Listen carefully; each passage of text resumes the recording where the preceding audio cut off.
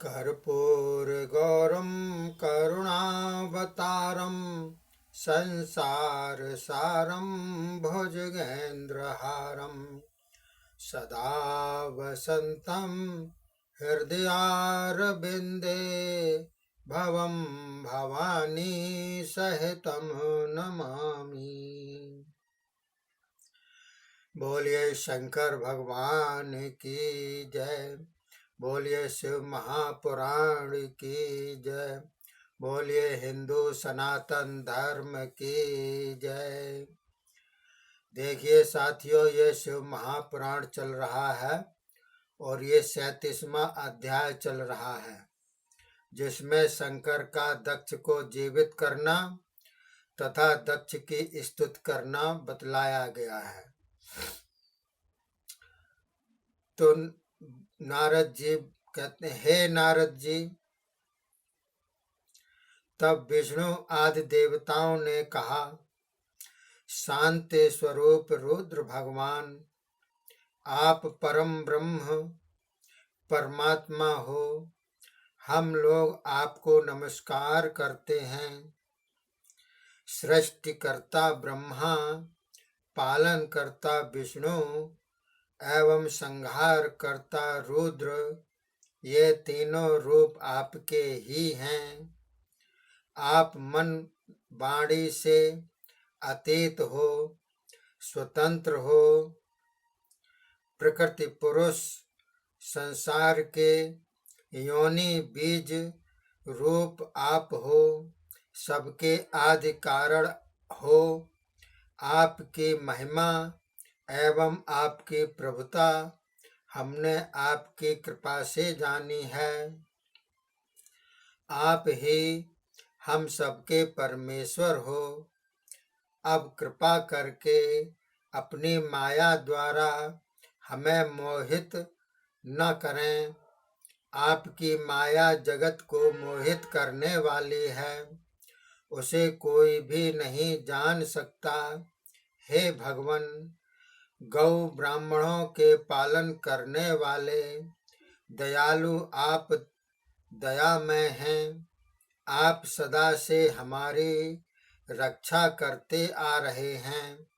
हे अंतर्यामी, जिस प्रकार से आप के द्वारा यह यज्ञ विध्वंस हुआ है, उसी प्रकार से इस यज्ञ को पूर्ण करने में भी आप समर्थ हो। नाथ, अब कृपा करें। हम आपकी शरण में आए हैं।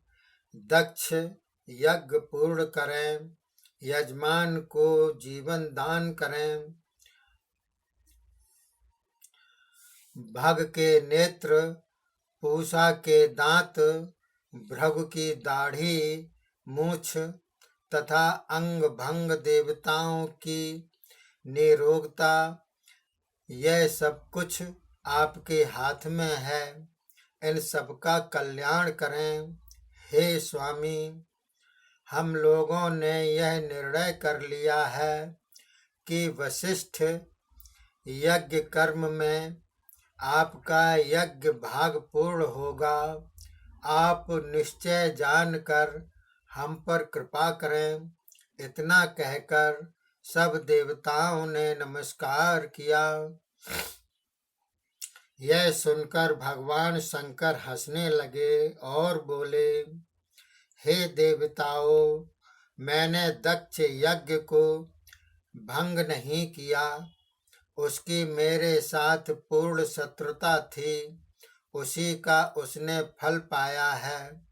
किसी को भी किसी से शत्रुता करनी उचित नहीं। न किसी की निंदा करें, न किसी का अपमान। जो भी दूसरे का बुरा करता है, उसी का अपना बुरा होता है, ऐसा निश्चय जाने। तुम लोगों की प्रार्थना से इस यज्ञ को मैं पूर्ण कराऊंगा। दक्ष का सिर बकरे का होगा।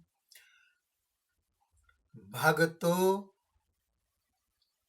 अपने ही मित्र की आंखों से यज्ञ भाग देखे, पूषा को यज्ञ के पिसे हुए अन्न का भाग प्राप्त हो, जिससे उसके जीवन का निर्वाह हो।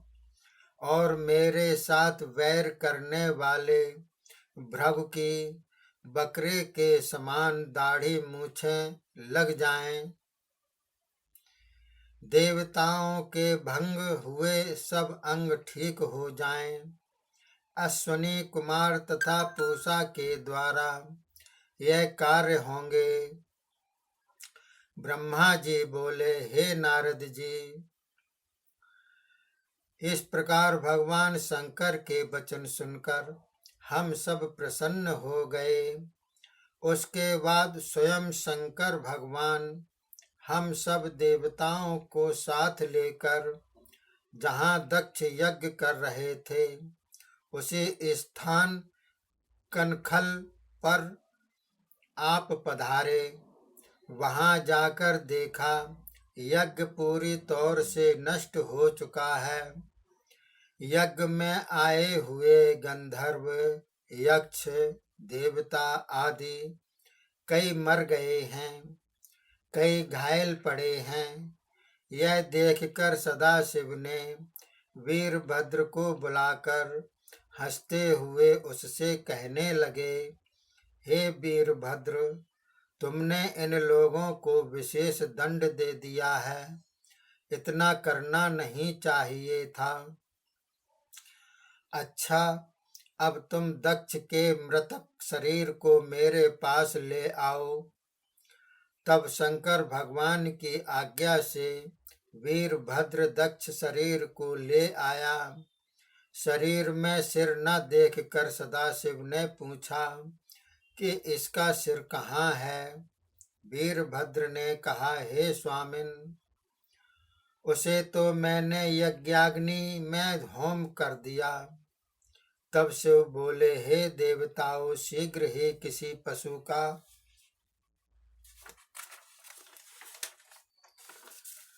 सिर लाओ।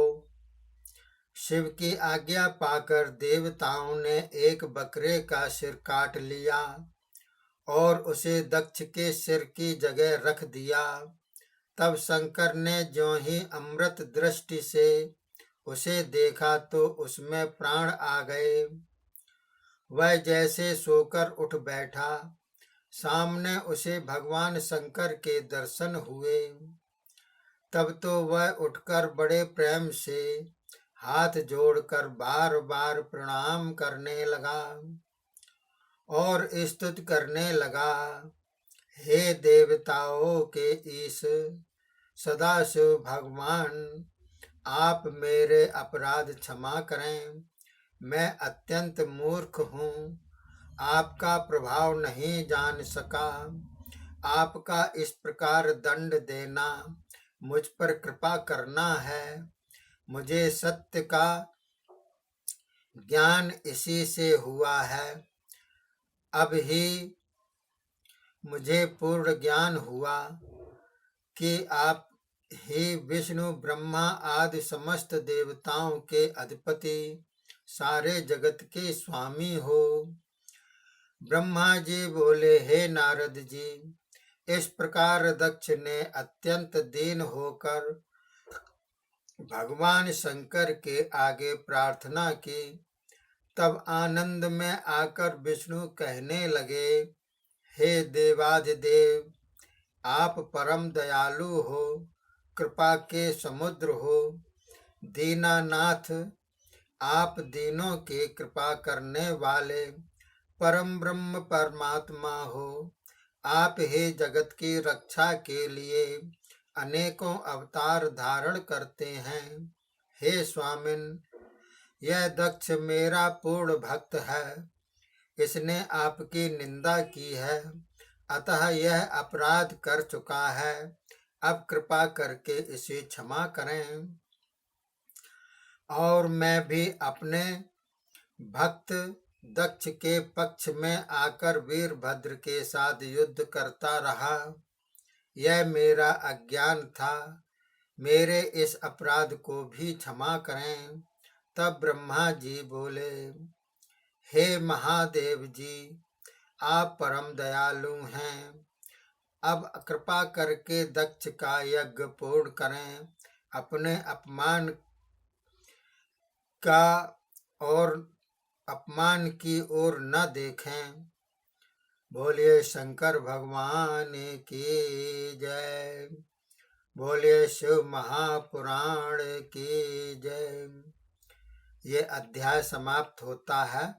अगला 48वां अध्याय चलेगा, 38वां अध्याय चलेगा, जिसमें शिव द्वारा यक्ष यज्ञ का पूर्ण होना बतलाया गया है। तो शिव द्वारा यज्ञ किस प्रकार से पूर्ण होगा, यह आप सुनते रहिए। कथा रोचक है, वैसे तो सभी कथाएं रोचक हैं, इसमें सभी अध्याय।